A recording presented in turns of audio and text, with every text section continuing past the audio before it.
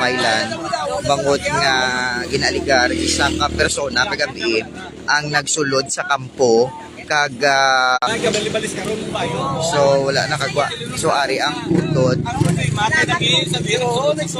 kanadlo ka sa pagwaya nakita nga lang mo sa lakyan mo tulog balik naman sa kuno sige upod ka mo kagabi di ma'am din ka mo nagalin Sa Bayawan. so din sa Bayawan Sa may Kalumbuyan. ano natabuaw Ang aman yung natabo nga pagula yan. Oo. Nangihi na isa. Nagtuktok sa bala mangihi. Kiti alin kami sa Bayawan. Diri lang sa nakpundo. Okay. Na mangihi. Tapos nangihi. Dahil silang sa akon nga ti. Unang agwantahan lang kayo. Lapit na. Yung tuto hindi na sa kagwantahan ti magwa na mo. Nangihi. Sa pero lapit lang niya. Unang na Ano ang sinakyan Okay. Nang umay lang lang. Ako ng motor. Dayo lagay ng motor. Diri yung lapit. oo Tapos, akong tiyo nga isa, security, naglantaw sa sapiak na bala, kay basi may wala na naman nakita. Amo to nga, siling namon, anong tanay, panilagan bala. oo Tapos lang, amo to, pagka nawalang lagi, naman di panaugan, gusto naman di sa kampo. Pagka kami sa nakita, biskan mga alas ano siya nangi mga alas 7 so until what time kamo di kagina nga nangita sa iya ano tadi oras na kato naman.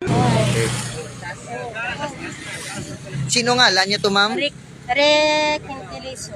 Rek ano Rek Magkilat Hintiliso. Rek Magkilat Hintiliso pila edad ya 53. 53 years old Wala ay man sa sang ano sa punsar, wala man.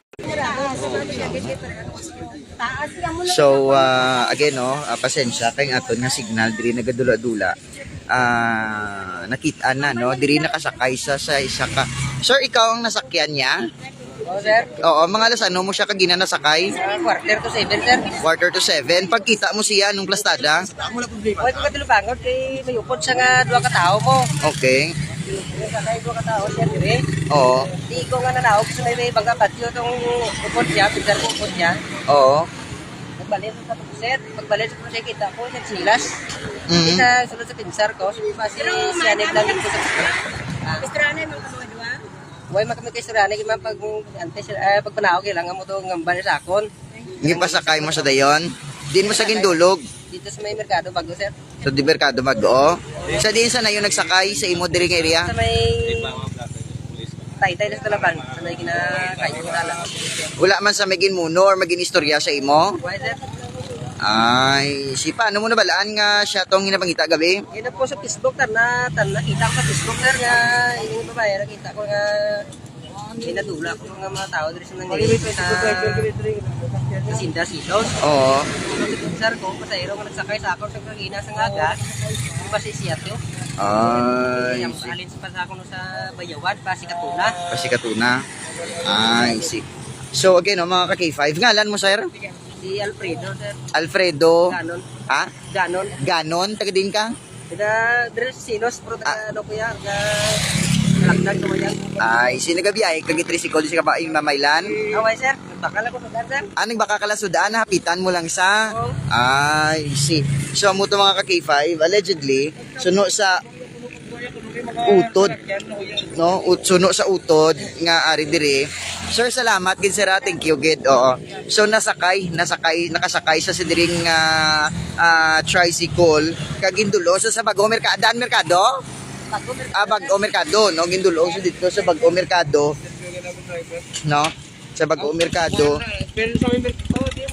mga ka-K5 no so amo ni siya karon ang senaryo diri kay kagabi gin-post ini kag natublag no ang halos tanan sa Imamaylan kag sa social media because may isa ka persona nga nangihi no may upod man siya nga nangihi sang ang iya nga upod nakabalik na sa gisakyan nila apang siya ang wala makagwa sa sining kampo so pag abot dito no ginpangita ini diri hasta magkaagawon nga pangita ay diri sa iya pagka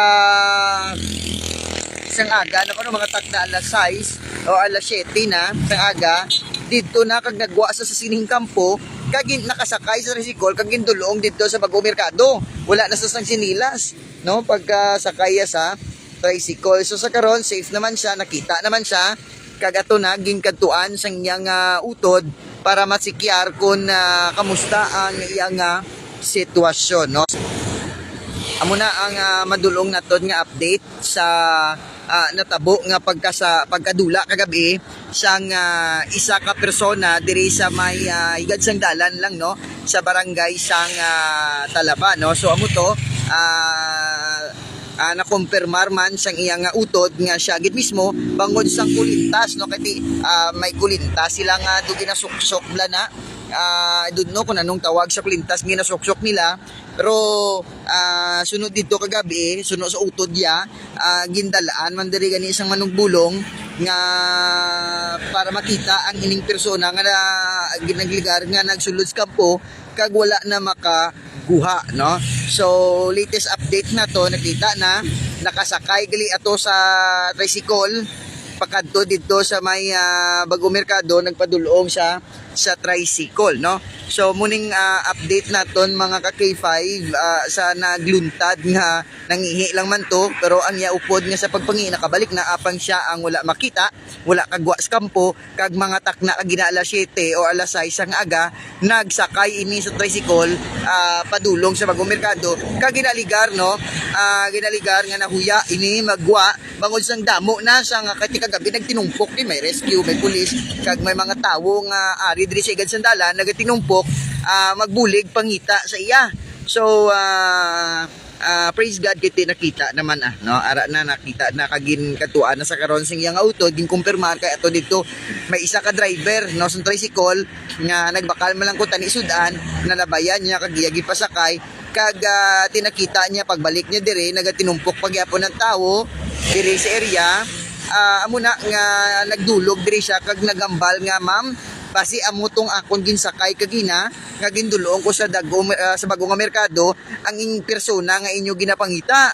So nagidali-dali to dayon kadtong utod no kag gaging kumpirmar kag ti base sa pagkilala may kulintas gipamangkot ang utod kon gipamangkot yato kon pariyo bala sila kulintas so kumpirmado no pariyo gid sila kulintas nga ginasuksok sa karon nga nagingagaw to padulong sa may Bagong Merkado ang utod para tanawon ang sitwasyon sang iyang utod nga ginaligar na ngihi diri sa kilid sang kampo kag wala na makaguwa no. Amo nang aton nga update diri no update ginadulong sa inyo sa DTX 500 may TC kag Bayo report ikan sa patrol ini naman si K5 Rovic Mungkal para sa Kampiyon nga balita serbisyo publiko kag kalingawan sa Negros K5 News FM.